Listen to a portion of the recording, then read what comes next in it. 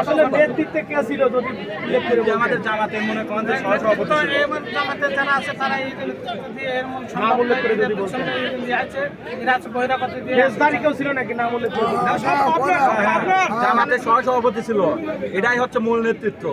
জামাতের সহসভাপতি জাহাঙ্গীর আলম বয়েন, সাবেক চেয়ারম্যান, এর নেতৃত্বে আজকে এই অতর্কিত আমাদের শান্তিপূর্ণ মানববন্ধনে অতর্কিত আজ হামলা। আমাদের দলের সাধারণ সম্পাদক তার গায়ে মনে করেন যে আঘাত করেছে, তাকে মনে করেন যে আহত করেছে, ক্ষতবিক্ষত করেছে। আমরা এর তীব্র নিন্দা ও প্রতিবাদ জানাই এবং এর সুষ্ঠু বিচার আমরা চাই। আমরা আর এই লোকগুলো নিয়ে আসছে পার্শ্ববর্তী ইউনিয়ন হিমায়তপুর ইউনিয়ন থেকে নিয়ে আসছে। হিমায়তপুর বহিরাগত ভাড়াটিয়া লোক দিয়ে আমাদের সেক্টরের উপর অতর্কিত শান্তিপূর্ণ মানববন্ধনে ওনারা হামলা করেছে। আমরা এই সুষ্ঠু বিচার চাই। আর আমরা সাদিপুরের মানুষ কুষ্টিয়া থাকতে চাই। আমরা সাদিপুরের মানুষ সাদিপুর ইউনিয়নে পাবনা সদরের পার্শ্ববর্তী ইউনিয়ন দোগ আছে হিমায়তপুর ভাড়ালা, ওরা এক একটা ওয়ার্ডের যত মামলা আছে আমার সাদিপুর ইউনিয়নে অত মামলা নেই। আমরা শান্তিপ্রিয় মানুষ সাদিপুর ইউনিয়নে থাকতে চাই, কুষ্টিয়া জেলায় থাকতে চাই।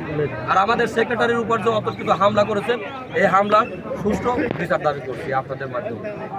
আর এই বিচার যদি সুষ্ঠুভাবে না হয় আমরা মালিক ভাই স্বেচ্ছাসেবক দলের আমাদের সাদিপুর ইউনিয়ন কুষ্টিয়া 11 নং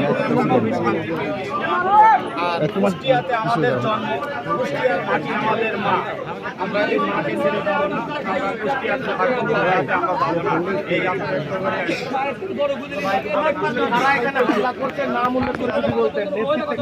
এখানে মনে করেন সাদিপুর ইউনিয়নের সাবেক চেয়ারম্যান মোহাম্মদ জাহাঙ্গীর আলমের নেতৃত্বে জামাতের কিছু কুচক্রী মহল যারা এই দেশকে অস্থিতিশীল করতে চায়, তারা এইরকমভাবে আমাদের নেতাকর্মীদের উপরে আমরা শান্তিপূর্ণ মানববন্ধন করছিলাম, সেখানে তারা হামলা করে এবং আমাদের বিএনপির হচ্ছে সাধারণ সম্পাদক মোহাম্মদ গোলাম আজম তিনি আহত হন এবং আরও অনেকেই আহত অসুস্থ হয়েছেন এবং পার্শ্ববর্তী ইউনিয়ন দুগাছি এবং হিমায়তপুর ইউনিয়ন থেকে ভাড়া করা গুন্ডালি এসে মনে করে আমাদের উপর অতর্কিত হামলা করায়।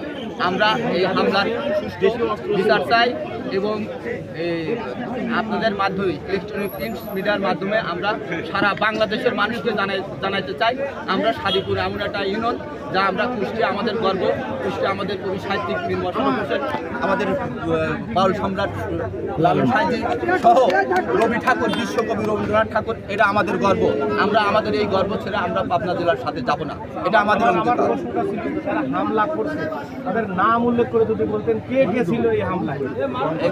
এখানে বললাম তো, এইখানে পাশে আশাপুর নামে একটা জামাত শিবিরের একটা ছেলে, ঠিক আছে, এর সহ আরো অনেকের নামটা জানেন, এরা ছিল, এরা সহ আরো অনেকেই এবং বহিরাগত লোকজন সহ ওদের আমাদের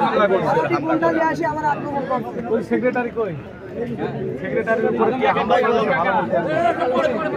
আপনি ফোনটা টুইট করে